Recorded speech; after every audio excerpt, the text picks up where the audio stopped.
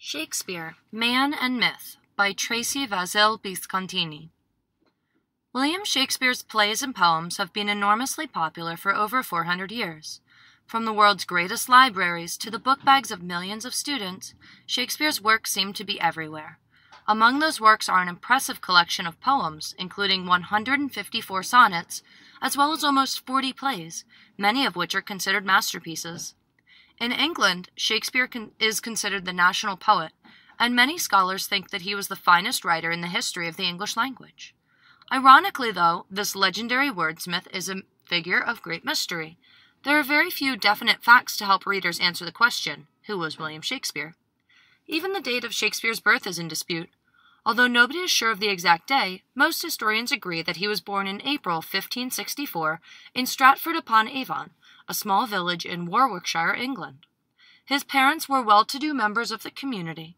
Shakespeare's father was a well-known merchant, craftsman, and politician, and his mother was a wealthy heiress. Despite his family's good fortune, Shakespeare did not seem to have lived an especially privileged life. He did not attend any exclusive private schools or academies. Instead, it is believed that he attended a local public school, where he would have been trained in Latin and Greek studies. We don't know whether Shakespeare was a successful student or not, and there is also no evidence that he continued his education beyond the high school level. Most details of Shakespeare's early life, in fact, are shrouded in mystery. Some historians have speculated that he was a troubled youth who lived quietly to avoid detection. It's just as likely, however, that Shakespeare lived a typical humble life, possibly as a local schoolteacher, the details of which have simply been lost to history. In 1582, Shakespeare married an older woman named Anne Hathaway. With her, he moved to London to raise a family. For reasons long forgotten, he also gained an interest in theater during this time. Shakespeare began busily writing plays and even auditioning to help stage them. His early success, or lack of success, is uncertain today, although we do know that within a decade his name was well known. In 1592, a competing playwright, Robert Greene, wrote a nasty criticism of Shakespeare in which he called the younger writer an upstart crow. Despite his critics, Shakespeare flourished in the 1590s. He even joined the country's top acting troupe, Lord Chamberlain's Men, which was later renamed the King's Men. King James of England supported this group, and its high standards tested and sharpened Shakespeare's skills both as a writer and as an actor.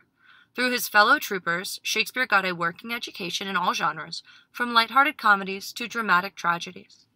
The King's Men and their popular young member William Shakespeare were the most popular act of the day. They became famous and wealthy and were called upon to demonstrate their skills across the land. At the peak of their popularity, some of the members invested in the construction of a grand auditorium, the Globe Theatre. The troupe based itself there and brought life, laughter, tears, and cheers to its huge stages. Many of the King's Men's most popular plays were those written by Shakespeare himself. Among these were Romeo and Juliet, Hamlet, Othello, and dozens more. His plays quickly became famous, and have remained famous to this very day, for their brave explorations of the human mind and heart. Words were a lifelong passion for Shakespeare. Even while he was writing immortal plays, he took time to pen sonnets and other poems. Some of these poems graced the language with timeless lines such as, "Shall I compare thee to a summer's day?" Again and again, Shakespeare proved his ability to reach deep into people's hearts and express their feelings in fresh, flowing, and imaginative language. Shakespeare's language use was so imaginative, in fact, that he literally invented dozens of new words. Today's dictionaries are brimming with words that were adopted into the language after Shakespeare first coined them. These words reach across the alphabet, from advertising to zany.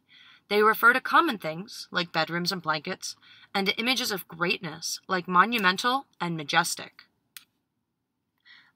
Many add new descriptions to the moods and behavior of people: frugal, cold-blooded, swagger, and discontent. As he entered middle age, Shakespeare began distancing himself from the stage. He is believed to have retired from acting in 1613, and he passed away about 3 years after that. In his short life, though, William Shakespeare contributed great plays, poems, words, and phrases to the English language and the cultures of many nations. Every day we see the effect of Shakespeare's life in our own daily lives. Although he died almost 400 years ago, his contributions live on as strongly as ever.